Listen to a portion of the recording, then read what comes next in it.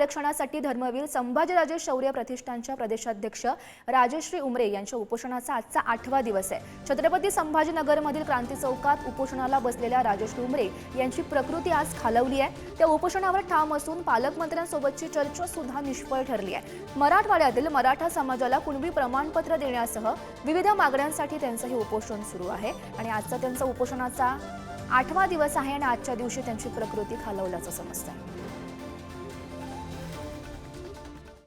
छत्रपती संभाजीनगरमध्ये उमरे या तरुणीने गेल्या 8 दिवसांपासून आमरण उपोषण सुरू केलेलं आहे। अन्नाचा त्याग करून ही तरुणी या ठिकाणी उपोषणाला बसलेली आहे। आजचा 8वा दिवस आहे, काय तुमची पुढची भूमिका आहे?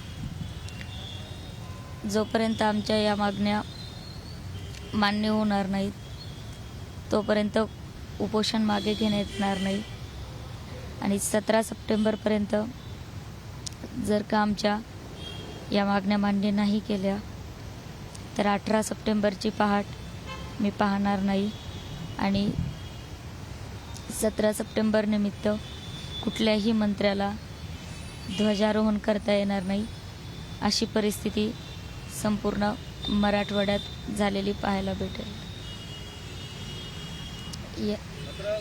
पालकमंत्री तुमच्याकडे आले होते, जिल्हाधिकारी आले होते, काय तुमची चर्चा झाली आणि त्या चर्चेमध्ये काय ठरलं? त्यांचं एकच म्हणणं झालं की प्रकृतीची काळजी घ्या आणि उपोषण पाठीमागे घ्या, आम्ही कळवतो।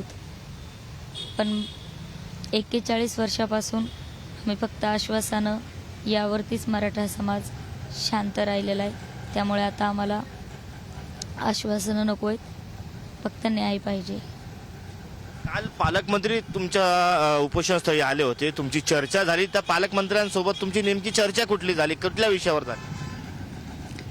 पालकमंत्र्यांनी आम्हाला सांगितले की 2-3 दिवसांमध्ये किंवा मला जसा वेळ भेटन तसं मी मुख्यमंत्र्यांशी बोलतो म्हणून।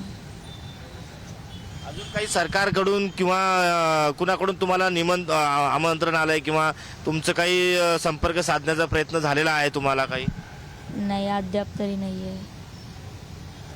सरकारकडून कुठल्याही पद्धतीचा संपर्क झालेला नाही। कॅमेरा पर्सन अमोल वाघुलेसह मी सचिन जिरे, पुढारी न्यूज, छत्रपती संभाजीनगर। काय भावना आहेत तुमच्या? आज 8वा दिवस आहे। काल पालकमंत्री येऊन गेलेले होते, त्यांनी तर असं म्हटलं होतं की आम्ही निवेदन तुमचं पोचवते, ज्या मागणी आहे, जे जसं आमच्याप्रमाणे आमची जी मागणी आहे की हैदराबाद गॅजेट जे लागू करायचं आणि कुणबी प्रमाणपत्र देण्यात यावे त्याचबद्दल आम्ही पुढाकार घेऊ। त्यांनी असं म्हटलं की मुख्यमंत्री साहेबांसोबत आम्ही तुमची मीटिंग घेते, त्यानंतर आम्ही तुम्हाला कळवते। त्यानंतर ते काहीही बोललेले नाही। आम्ही काही नवीन काही मागणी करत नाहीये, आमच्या हक्काचं आम्ही मागतोय। लाडकी बहीण असं सांगतात, लाडकी बहिणीला 1500 रुपये देत आहे, ही लाडकी बहीण नाहीये का? लाडकी बहीण ही असली असती तर आज 7 दिवस झाले, 7 दिवसानंतर पालकमंत्री येऊन भेट देत आहेत आणि म्हणतात की प्रकृतीची काळजी घ्या, प्रकृतीची काळजी घ्या, तुम्ही जेवण करा, उपोषण मागे घ्या। जर ही त्यांना जर एवढीच काळजी असती तर पहिल्या दुसऱ्या दिवशी येऊन पण दखल घेऊ शकले असते, तर ते 7वा दिवस 8वा दिवस येण्याची वेळच आली नसती।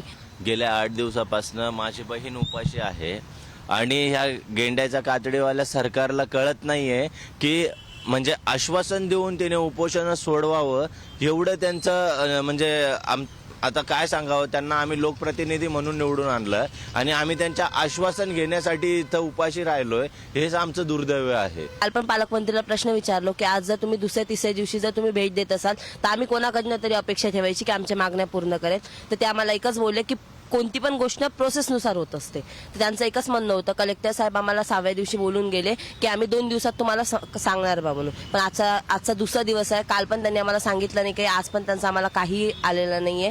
ताईची तब्येत हालावत चाललेली आहे, ताईनं असा इशारा पण दिलेला आहे की 18 तारखेचा सूर्य ते बघणार नाही, तर आता तरी प्रशासनाने आमच्या प्रश्नावरती जोर द्यायला पाहिजे आणि लवकरात लवकर आमची मागणी पूर्ण करायला पाहिजे। कॅमेरा पर्सन अमोल वाघुलेसह मी सचिन जिरे, पुढारी न्यूज, छत्रपती संभाजीनगर।